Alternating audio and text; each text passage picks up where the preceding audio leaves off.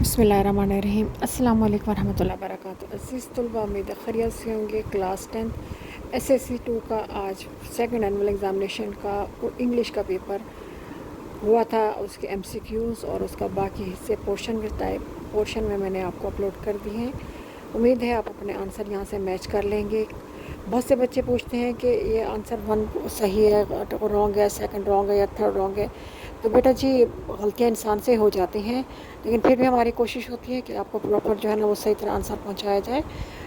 English teacher से prove करके जो है ना आपको आंसर दिए जाते हैं, तो इसलिए आप उसको एक्सेप्ट कर लिया करें। और अगर फिर भी कोई आपको इशू हो या कोई भी आपको ना समझ आ रहा तो आप ज़रूर पूछ सकते हैं, तो इंशाल्लाह ताला उसकी कंफर्मेशन ज़रूर कराऊंगी आपको। वीडियो अच्छी लगे तो इसको लाइक कीजिए, सब्सक्राइब कीजिए और शेयर भी कीजिए।